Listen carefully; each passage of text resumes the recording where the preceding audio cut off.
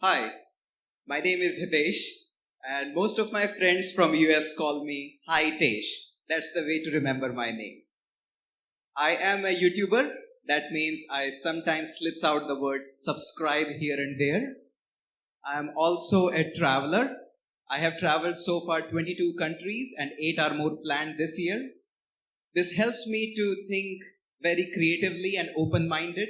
Now I respect all religion, all language, all nationality equally. It helps. Also, I'm a programmer. That means I help you to write the post that social media is killing everything on the social media created by us. I'm also a teacher, but teaching is now totally changed. It's not exactly what you think the teaching is. I used to teach among hundreds of students, but you know how many students now I teach? Zero. Because I whole day now teach to my camera. I yell at him. Once our conversation is done, I just post it online and millions of people watch it. Yes, millions of people. Now education is changing and I would like to start my talk by saying, let 100 guilty be acquitted, but one innocent should not be convicted. It's based on a famous jurist, William Blackstone. Unfortunately enough, our constitution is also based on that. You will get this point in a minute. This is just for later on reference, just like the Batman movies. First and foremost, decide what's your love. During your school time, were you a fan of physics or chemistry? I'm sure some of you might be fan of physics, some of you might be fan of chemistry. On the same note, some of you loved history, some of you loved science. It's not that the subject is bad. It's not that the chemistry is bad and physics is good. It's not physics is bad or chemistry is good. It's all about how the teacher was able to connect with you, how he was able to present that topic to you that made you forever for your life to hate that subject or love that subject. It's a very big responsibility on our shoulder. We can make any subject amazing and any amazing subject really dreadful. That's what a responsibility of teacher is. Teaching is completely changing now. It's not what it used to be. It has drastically changed, and especially in the domain of engineering. So please, for God's sake, don't let the education die. We need to save it. It's dying. We all know it. How come a student who is performing 80% or 90% marks in his 12th standard when it comes to the college completely lost his interest? He's no more interested in the subjects.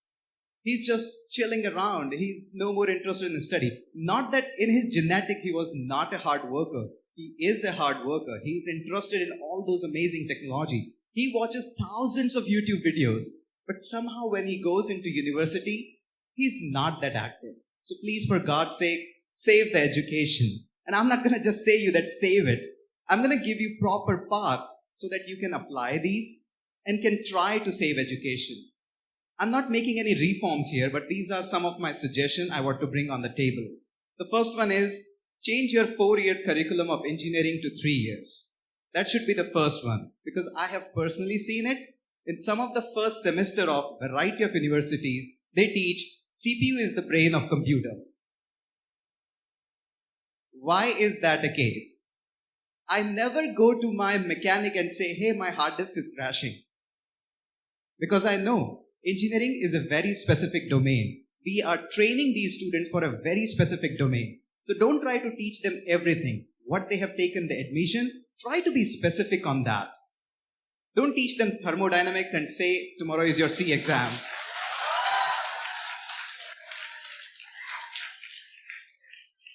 I have got a little bit more for you.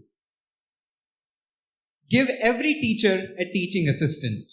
If you're going to involve your teachers in things which are not closely related to academics, they're going to be diverted.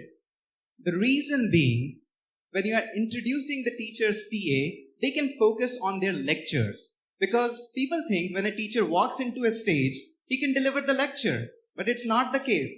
We have to prepare, we have to work hard, we have to prepare amazing examples so that you can remember each and every time what you're listening.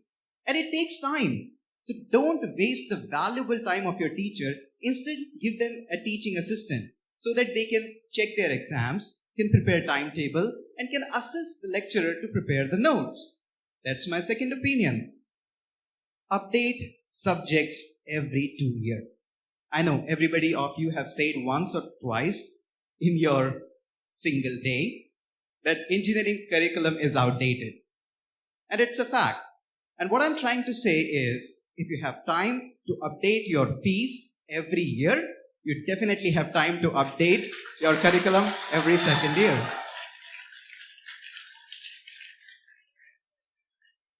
I have a little bit more. Invite guests. And I'm not talking about inviting the guest from the nearby department.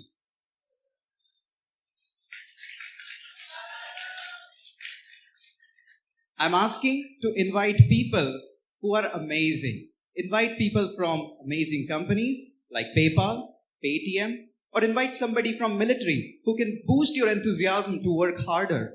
Invite Navy SEALs. Invite gamers. Invite spiritual personalities.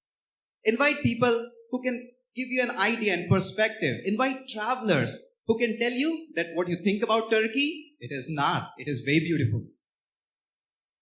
And innovate in your examination system. These smart students sitting here have cracked down your examination process. They now know if I'm going to be using blue pen, black pen, a pencil, will write the heading in beautiful diagram and will underline it, nobody is going to read my paper.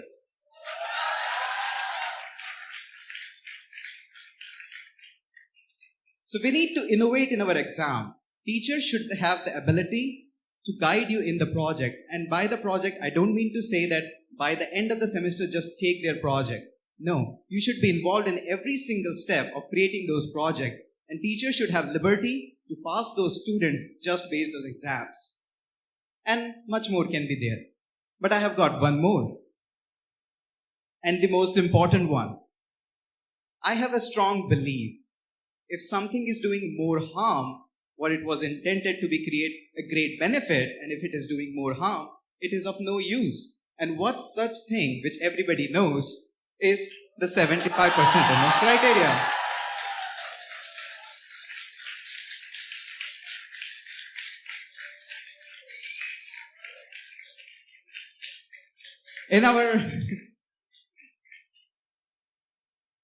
In our religion, in our nationality, we have always done reformations.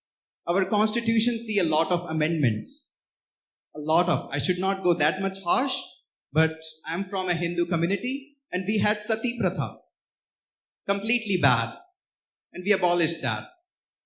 I should not compare it with this one.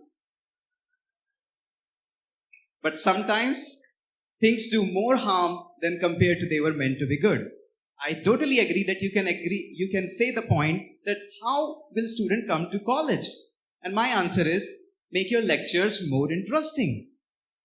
If students will be interesting, you don't need to force 75% attendance. I don't force 75% on my platform. And still people watch all of my courses because I try to make them interesting. So with this, I would like to end this presentation with my own personal quote. I always wanted to do that. Let 100 non-creative be free, but one creative should not be shackled in engineering. Thank you.